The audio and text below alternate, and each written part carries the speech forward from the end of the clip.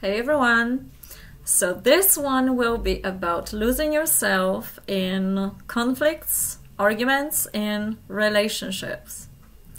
I did already a video about relationships, difficult relation, dealing with manipulators.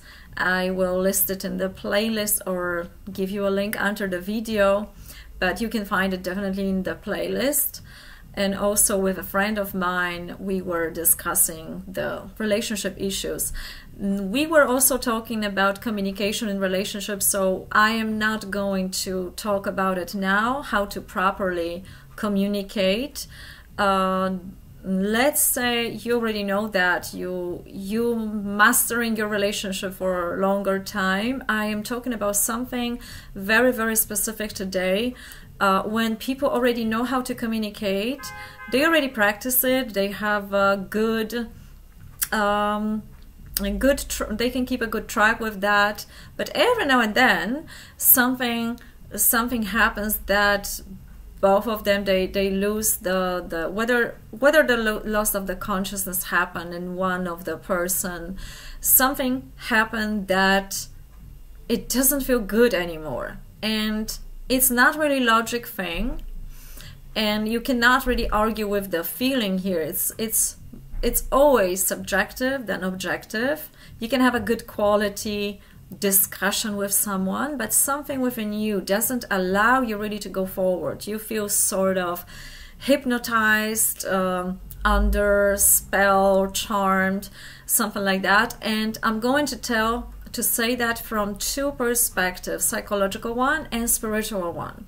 Some of you may heard about the book James Redfield's Celestine Prophecy, and he was specifically talking about energy. When the people are arguing, the one who is winning the argument, the whole energy life force comes directly from someone who lost toward the person who won the argument.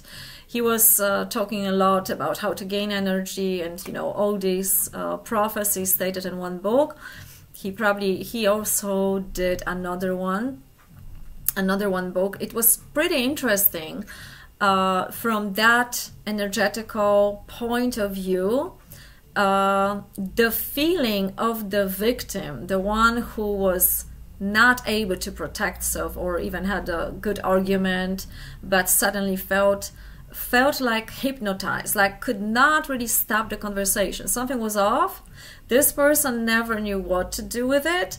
Something was not feeling okay, but it was like an impossible situation. So that's one approach, this energetical, not scientific, but now I'm going to say from the scientific point of view, it's the similar feeling.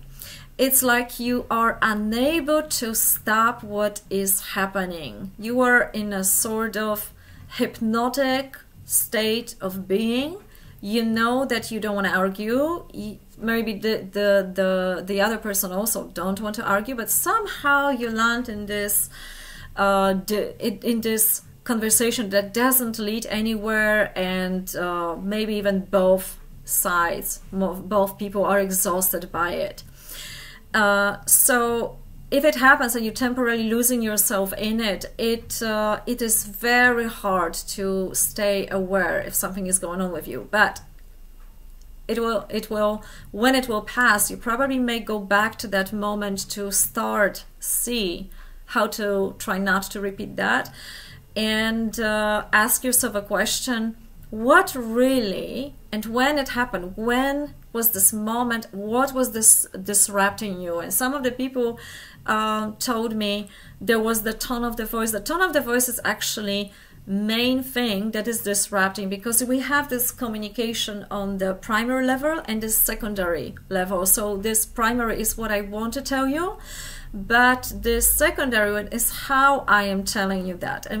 Do you sense calmness from me, irritation, peace, sadness? So this what's happening under the surface, this non-verbal communication matters more than the verbal one, because we are making decision based on non-verbal communication and on intuition, on gut feeling. More, it's always more emotional. So all the marketers know that. But coming back to the point about relationships, there is the main disruption in the tone of the voice. Something is disrupting you, and the argument is good, the discussion is good, it makes sense, someone is telling you logically, you are responding in the logic sense, but there is this attitude. And there is this another fact in this mysterious being hypnotized. What's really happening there? You may not know scientifically what really goes on. You may believe it if you are a spiritual person, that maybe your energy is sucked, maybe you are losing your life force, whatever is there. But it doesn't really matter. It matters more what you have to do in order to get out of the state, because you are not going to be objective in this state. You are not going to come to the certain conclusions in this state. So temporarily, you have to take some steps backwards, distance yourself, leave, hang up if that was on the phone, or if your partner is equally aware and you both work on the consciousness, you can say this: hey, I'm not feeling well right now, I need some time. So you may communicate that you need to take a break to recover, to gain the clarity, and this is very important for your psychological functioning.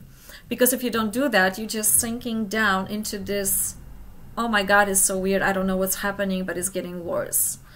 You cannot gain clarity in such a state of mind and of being.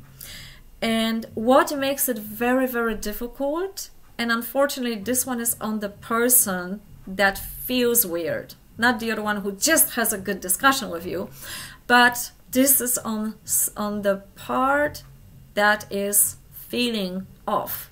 You have to monitor, you have to see, you have to notice when you start feeling weird, when you are losing your clarity, because you may also stop being logic for another person. So this person's, it's going to cause another sort of irritation, and it's going to be a blind circle. The most difficult point for this person is to stop this moment of being hypnotized. If, again, your partner is conscious enough and can help you with that, that's fantastic. But often in the couple therapies, they tell you that it's actually on you to stop the conversation, to withdraw, to take your time off, so you can safely go back to that, and even schedule time, and schedule the time limits how far you can handle that if you know you can't. Because now, depending on your past, on the structure, on your psychology, on the quality of your relationships, you have to also pay attention to the reasons why you are losing yourself in it. So was it your past? Was it a trauma? Was it, abusive environment? Was it the certain amount?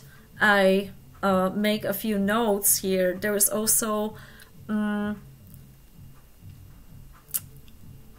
being this program is based also on trauma, and being abusive always very quickly go into guilt or shame or negative emotions. So if you are already there, you are going to lose your clarity.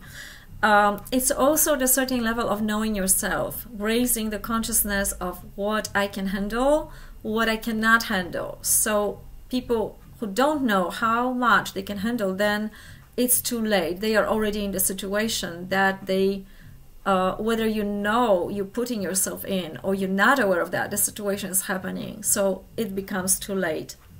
You may also have in your,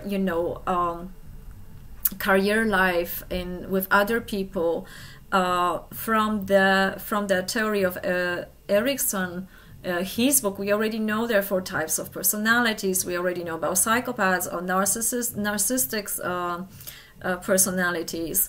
So you may also deal with a person who is not interested in your well-being. So it's up to you. But in a relationship, in a loving relationship, it's usually the matter of communication, because the other person usually doesn't know what's happening within you.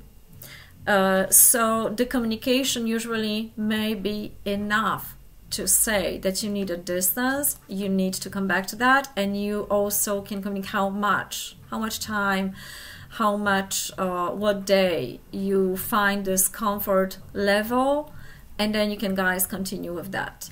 So I hope this was helpful. Let me know. And if you have any questions about relationships, suggest me something. I'm looking forward to hearing from you, and have a great day. Bye-bye.